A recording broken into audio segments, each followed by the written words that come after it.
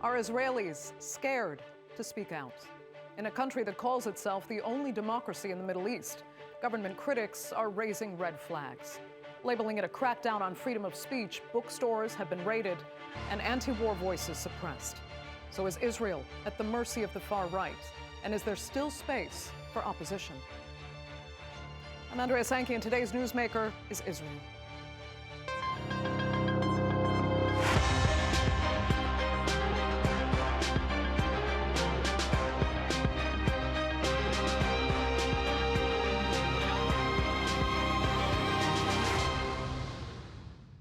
Haaretz newspaper is Israel's oldest, and over the course of the war on Gaza, it's provided space for voices critical of the conflict. In return, the Israeli government has sanctioned Haaretz, which includes canceling advertisements and banning contact with government figures. The Union of Journalists in Israel says Prime Minister Benjamin Netanyahu and his allies have declared war on freedom of the press.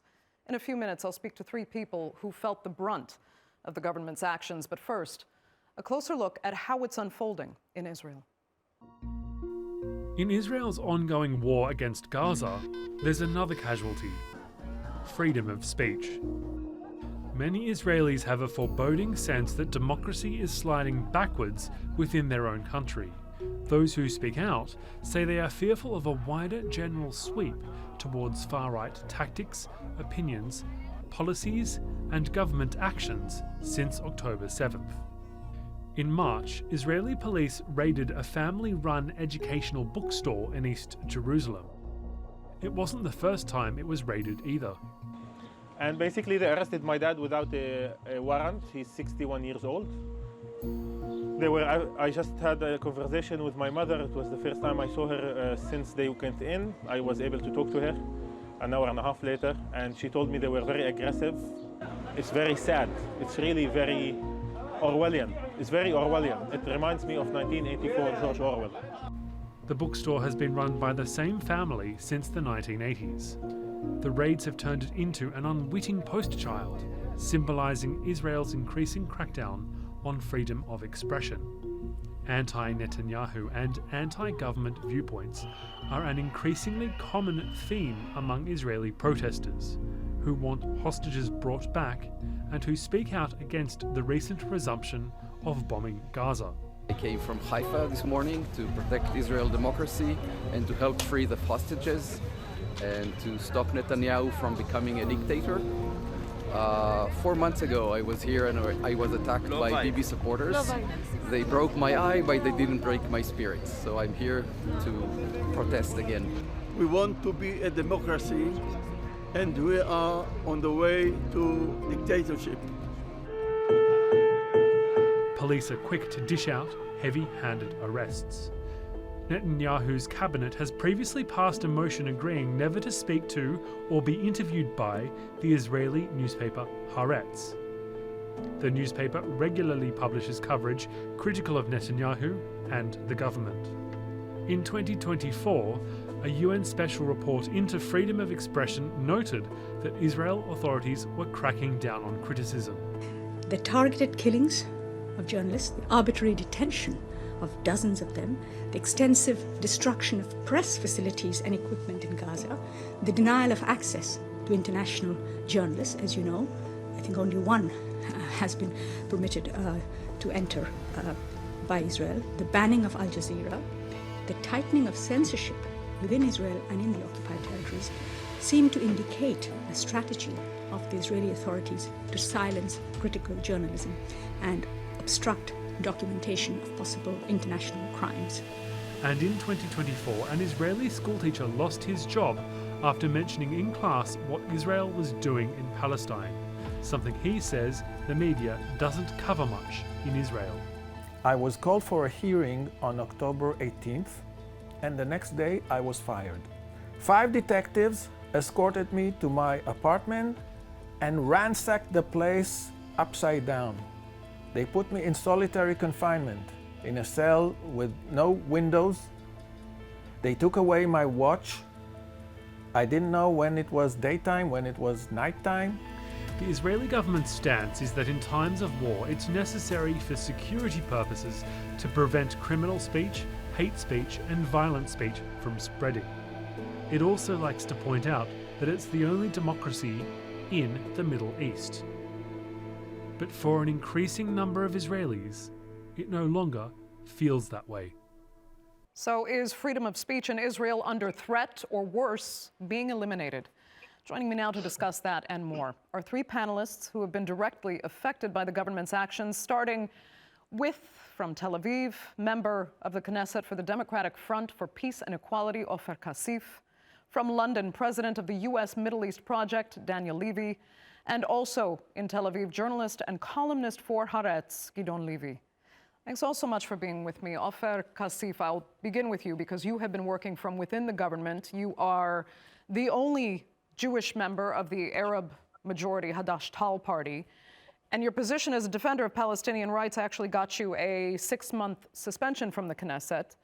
Your critics say you're a far-left extremist. Your advocates say your voice matters and it is being silenced. Where has that left you? Where has this schism left you as a lawmaker? Well, first of all, just to be more accurate, I'm not from within the government, but I'm from within the Knesset, which is the legislative, of course. That leaves me, and my comrades, it's not a personal issue, in a very dangerous position, politically speaking, and by the way, personally speaking as well, because the attempts to silence us, the political persecution which goes across the board, but also vis-a-vis members of the Knesset like us, that makes it more dangerous and more problematic to express our views, for which we were, by the way, elected. So now it's almost impossible to speak up against the genocide that goes on in Gaza and the ethnic cleansing that goes on in the West Bank. And by the way, the fascism that runs rampant within Israel, it's more and more problematic to raise a voice against those crimes and atrocities. Because if one of us tries to, like you mentioned before, one faces the risk of being suspended or even impeached, like the attempts were against me last year. So even if one of us, the plenary or one of the committees in the Knesset, even uses the term genocide, it is almost automatically guaranteed that one is going to be sanctioned to the extent of suspension. Okay. That's only part of the problem, of course. No, let me ask Gideon Levy, though. I mean, how dangerous is what is happening to Ofer Cassif right now? Or, from at least Netanyahu and his allies' perspective, they're protecting Israel by silencing these sorts of voices. Well, of course, Ofer has just and can continue to speak in the most detailed and accurate fashion with regard to the dangers that poses to himself, and Gideon is there and can also speak to what that means internally. I think what we have to understand is a couple of things. First of all, the government resorts to these tools when it has to go beyond what is already the permissive environment for its criminal actions that exists because of how broad the support for those criminal actions is within the vast majority of the Israeli media landscape, the vast majority of the Israeli political landscape. The Zionist parties, which are the overwhelming majority, that's not Ofer's party, inside the Knesset, are not critical of the way the war crimes have been conducted in Gaza.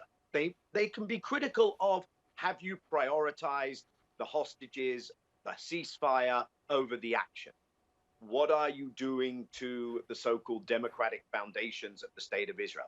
But there is a breadth of consensus over the things that Israel is being tried for in the International Court of Justice and in the International Criminal Court. However, and I think this is where the new levels of danger kick in, if you're going to run an apartheid regime, of course you have to police dissent.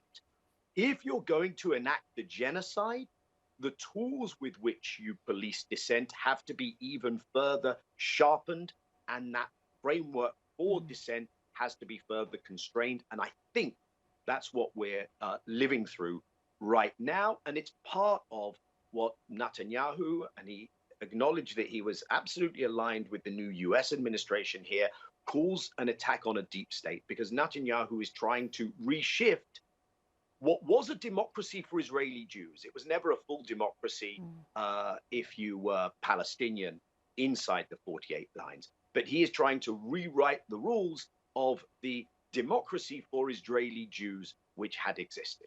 And Gideon, are people buying it? Are they buying the rewriting of the rules right now? Or is this something that will inevitably have to backfire at some point? Because Israelis value their democracy.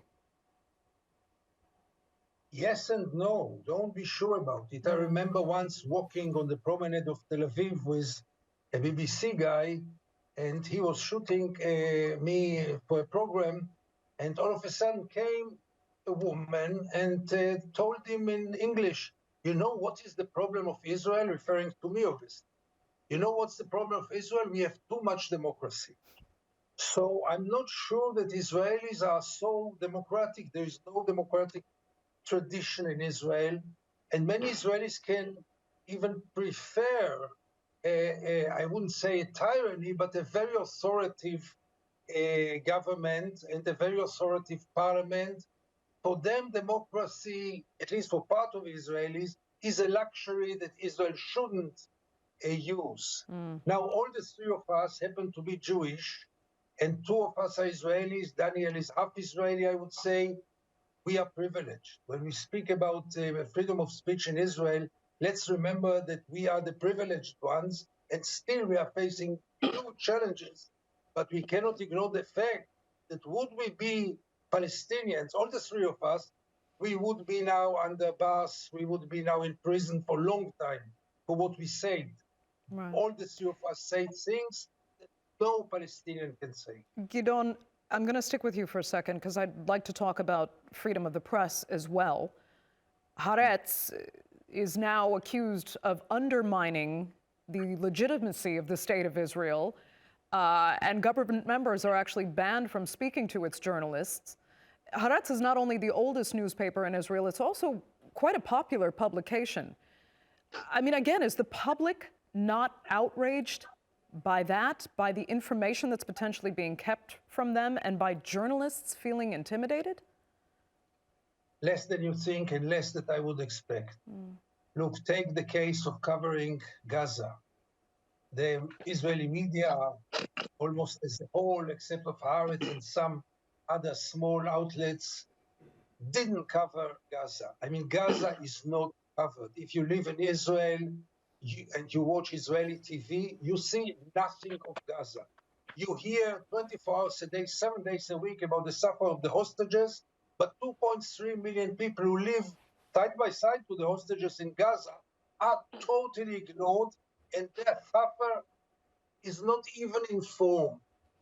You think that many Israelis complain on this? I have news for you. They are very happy about it. Because what they want to know, believe me, the commercial media would have supplied them with images from Gaza.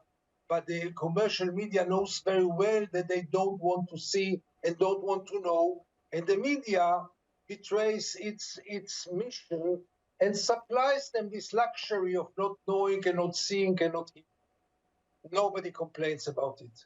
Okay, let me ask Ofer, I mean, are there any outlets then that are brave enough, or at least not too intimidated, to actually come to the defense of people like you, or to the defense of Palestinian rights in Israel? Well, as Gideon just said, you could find some, but they're far from being enough, to say the least. That's another statement. I mean, the vast majority in the Israeli public has been supporting the ongoing genocide in Gaza and the ethnic cleansing that goes on in the West Bank under the smokescreen of the genocide in Gaza. Let's not forget that too. And same about the media. And I would like to add two short points, which I think that are very important to understand, because they supply a kind of a frame or a general picture in which everything is, evolves, many in the media are not interested, like Gideon said, are not interested in showing what's going on in Gaza, not only because of the nationalist fanatic perception, but also because they're afraid it won't sell. Okay. That's part of the problem. Other, if I have the time to add, We're is having the a bit of children. trouble with your audio, though, is a problem here. Hold on, let me see if we can fix that. Let me move on to Daniel quickly, because there is another angle that's very important to talk about. It's not just the role of the media, it's also the role of the justice system. And as for the case against Haaretz, as far as I know, there could be a high court ruling involved in the sanctioning of Haaretz. Do you have any real confidence in the justice system at this point to be objective, to uphold the law, and to protect freedom of the press and freedom of speech? So a justice system does not exist in a separate universe to the society in which it operates. It's part and parcel of that universe. The justice system has been under assault for a significant length of time by the new right in Israel. First of all, we have to acknowledge that it is a justice system that for decades and decades failed to preserve international law, preserve the rights of Palestinians living under occupation, an occupation now defined by the International Court of Justice as illegal in and of itself. But something happened in the last generation, which is, again, to the extent to which the justice system could serve at least as an arbiter for Israeli Jews, the right nationalist community targeted, especially the justice system and the military. They encouraged their people to integrate themselves within those two frameworks. And you see the fruits of their labor now, and you also see the fruits of there being the absence of any significant, morally principled voice of opposition within the Zionist political establishment, at least. Okay. It's ironic that Netanyahu has at so many points actually been called the least popular leader in Israel, yet his decisions are having the most profound impact on Israeli democracy. So at this point, do you think he is fundamentally altering the country for the long term? I remember times in which many commentators promised us that Netanyahu will be a footnote in the history of Israel. I think after the founding father of Israel, David Ben-Gurion, Netanyahu will leave his heritage for many years to go. First of all, because he's the longest serving Israeli prime minister, even more than Ben-Gurion now. But not only because of the time, but because of the revolution that he did in Israel, which part of it at least is irreversible. Netanyahu today is still the most beloved and the most hated Israeli politician by far. Practically, I don't remember anyone else who was so beloved and so hated. His followers will follow him blindly no matter what he does. No matter what he does. They will justify everything. And his rivals will not accept anything of him, even in those years in which even people like me thought that there are some positive points about his term, like preventing wars. For many years, he was the prime minister who operated the army much less than all the other prime ministers. All this is over now, obviously. But by the end of the day, nobody can claim anymore that Netanyahu is a footnote in the history of Israel. He's a huge stain in the history of Israel. It's interesting. Ofer, I'll come back to you, because we are seeing protests against Netanyahu now. What's fascinating about it is that doesn't necessarily mean they're on your side.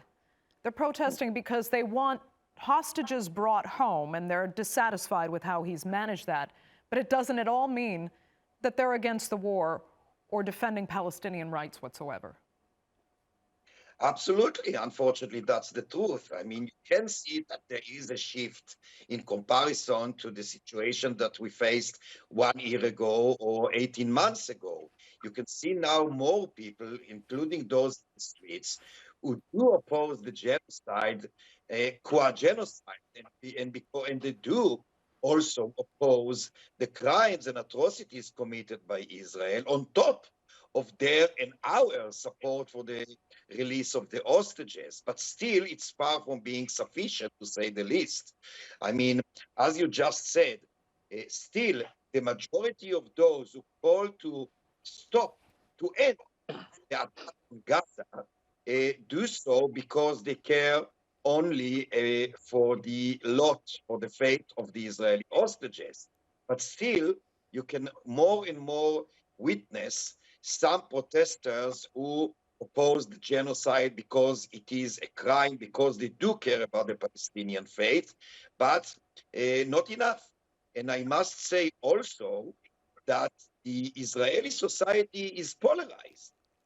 It's not, a kind of a monolithic society, neither is, that in which there is one clear cut perception. I think it is more polarized than before.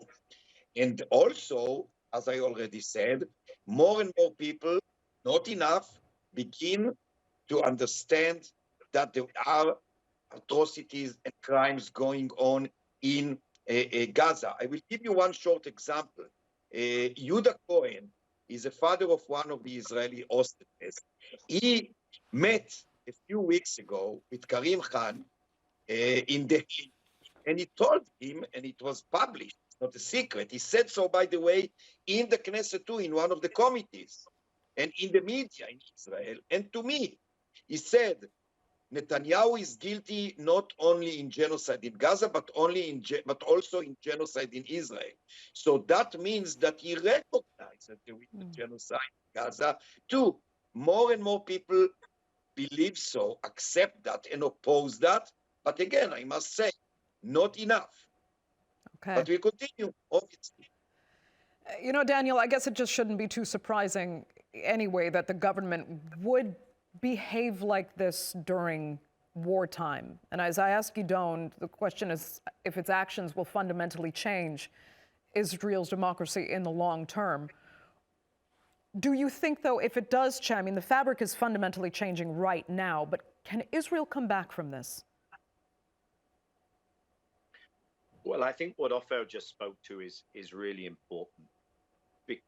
And if I just kind of zoom out, people look at this and they say, Israel will ultimately have its way in Gaza because it can't be stopped. Now, many of us argue that there needs to be international accountability, there needs to be cost and consequence, that there need to be sanctions for this.